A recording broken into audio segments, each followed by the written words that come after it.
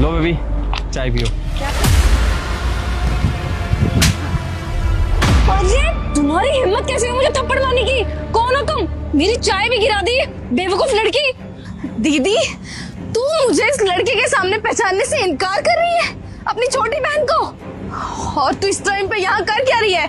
तुझे mummy papa ने college पढ़ने भेजा था ना, हमने तुझे अच्छे अच्छे कपड़े पहनाए, अच्छे कॉलेज में दाखिला दिलाया, ना पेट काट के तेरे को पढ़ा रहे हैं। मम्मी पापा इतनी मेहनत कर रहे हैं तेरे लिए, और तू बदले में उनको क्या दे रही है? धोखा। ये रोड पे लड़कों के साथ घूम रही है तू। अरे कौन है तू? कहाँ से आई है? मैं तो तेरे को पहली बार देख रही हूँ, और तू सीधा ही मुझे अपनी बड़ी बहन बता रही है। दीदी, शर्म आनी चाहिए तुझे, शर्म। अरे अपने बारे में ना सही, कम से कम मेरे बारे में, मम्मी पापा के बारे में तो सोचा होता।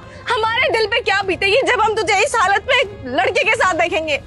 अरे कौन से माँ बाप की बात कर रही है? कौन सी बहन की बात कर रही है? मेरे माँ बाप ना बहुत अमीर है, समझ में आई तुझे? तेरी बहुत सुन ली मैंने, तू चुपचाप यहाँ से निकल। और राहुल, मैं नहीं जानती इसको, ये कौन है, कहाँ से आई है, और क्यों मुझे अपनी बड़ी बहन बता रही है?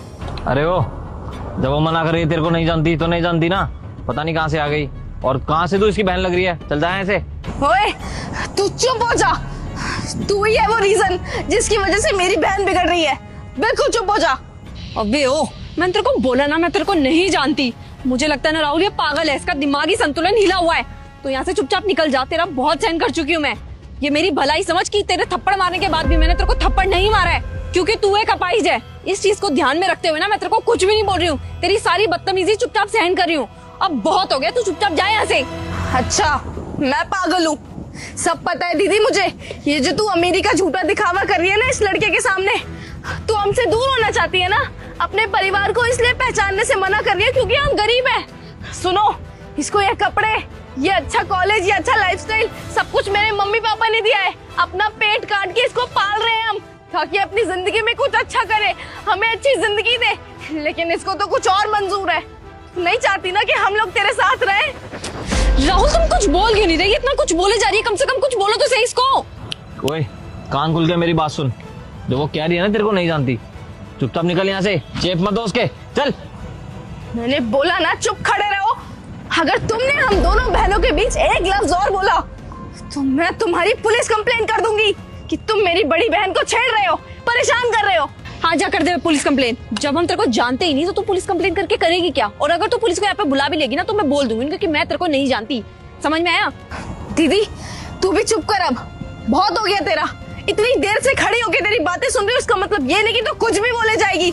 तू घर चल, मम्मी पापा को तेरी सारी असलियत बताऊंगी कि तू क्या करती है, किस किस से मिलती है।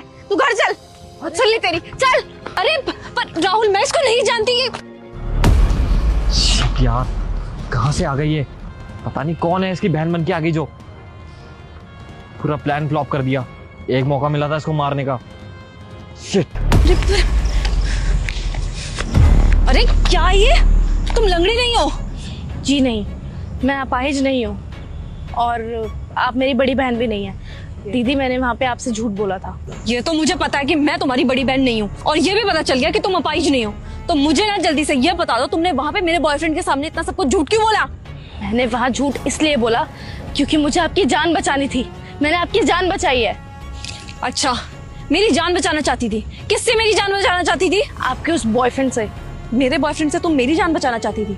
अब ये भी बता दो कि मेरा बॉयफ्रेंड मुझे क्यों मारना चाहेगा? तुम्हें पता है वो मेरे से नेक्स्ट ईयर शादी करने वाला है, वो मेरे से बहुत प्यार करता है।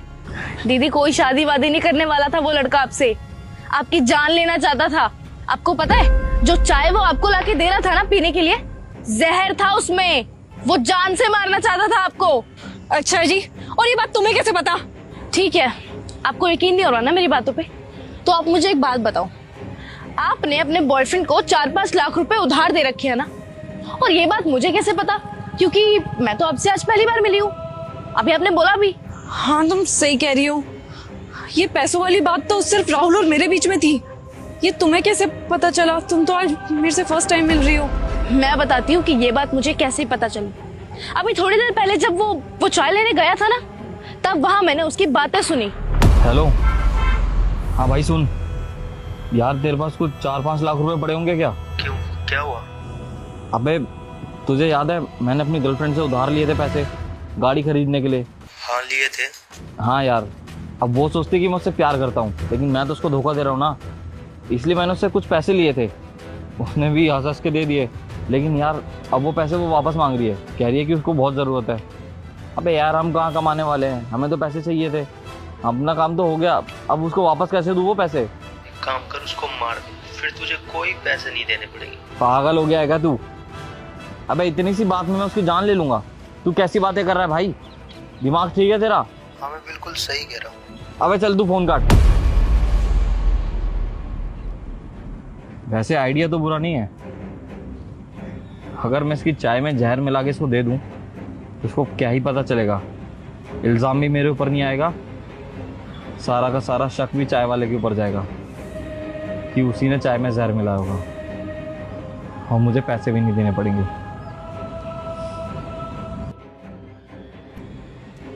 लगता है किसी की जान खतरे में है, मुझे उसकी मदद करनी पड़ेगी। वो दीदी क्या है ना, मैं जिस घर में काम करती थी, जब मेरी वहां से छुट्टी हुई तब मैंने आपके बॉयफ्रेंड को फोन पे ये सारी बातें करते सुना।